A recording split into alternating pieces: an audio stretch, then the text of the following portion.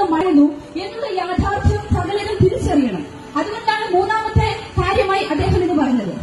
ഇത് ഈ സ്വപ്നത്തിൽ അല്ലെങ്കിൽ അദ്ദേഹത്തിന്റെ ഈ ആഗ്രഹം വ്യാഖ്യാനിച്ചു കഴിഞ്ഞും അധികം താമസിയാതെ അദ്ദേഹം ഈ ലോകത്തിൽ നിന്ന് വിട പറഞ്ഞു. പ്രിയമിത്രമേ, എന്നെ സേവിച്ചുകൊണ്ടിരിക്കുന്ന പ്രിയമാനി ശ്രോതാവേ, നമുക്കറിയാം മരണം എന്ന് പറയുന്നത് ഒരു യാഥാർത്ഥ്യമാണ്.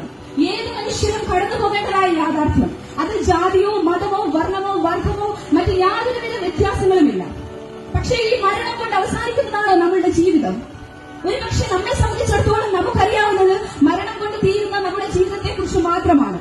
എന്നാൽ ഇന്ന് നിങ്ങളുടെ മുൻപിലായിരിക്കുന്നതും ആ മരണത്തിനപ്പുറമുള്ള ഒരു നിത്യ യാഥാർത്ഥ്യത്തെ കുറിച്ച് നിങ്ങളെ ബോധവാന്മാരാക്കുന്നതിനാണ്. ഒരിക്കലും ഈ ലോകം കൊണ്ട് അല്ലെങ്കിൽ മരണം കൊണ്ട് അല്ലെങ്കിൽ നമ്മുടെ ശവമാനം കൊണ്ട് തീരുന്നതല്ല നമ്മുടെ ജീവിതം എന്ന് പറയുന്നത്. മറിച്ച് ഇതിനപ്പുറമായി നമുക്കൊരു നിത്യമായ ജീവിതമുണ്ട്.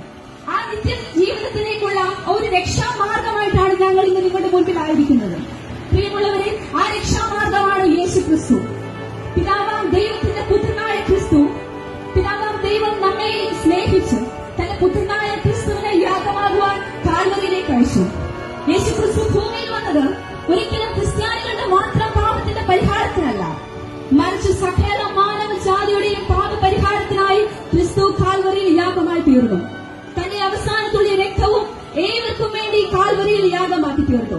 ആ ഒരു യാഥാർത്ഥ്യം, തന്റെ രക്തം മാനവരാശിക്ക് വേണ്ടി ഒഴുക്കിയെന്ന് മാത്രമല്ല, ആ രക്തത്താൽ സകല മാനവരാശിയും പാപത്തിന് അടിമപ്പെട്ടുപോയ അല്ലെങ്കിൽ പാപത്തിന്റെ കുഴിയിൽ വീണ് കിടക്കുന്ന, കഴിഞ്ഞ കാലഘട്ടത്തിൽ ജീവിച്ച, ഇപ്പോൾ ജീവിച്ചുകൊണ്ടിരിക്കുന്ന, ഇനി വരുവാനുള്ള തലമുറയുടെ വരെയും സകല പാപത്തിന്റെ പരിഹാരമായി ക്രിസ്തുയേശു കാൽവറിയിൽ യാഗമായി തീർന്നു. നാം ഇന്ന് ജീവിക്കുന്ന കാലഘട്ടം എന്ന് പറയുമ്പോൾ അതിസങ്കീർണമായ കാലഘട്ടമാണ്. പാപത്തിന്റെ ഏറ്റവും അധികം അതിപ്രസരം നിറഞ്ഞുകൊണ്ടിരിക്കുന്ന ഒരു കാലഘട്ടമാണ്. ഈ ഒരു കാലഘട്ടത്തിൽ നാം ജീവിക്കുമ്പോൾ ഒരുപക്ഷെ മനസാക്ഷി, നാം ചെയ്യുന്ന പല കാര്യങ്ങളിലും മനസാക്ഷി നമ്മെ കുറ്റം വിധിക്കുന്നുണ്ട്.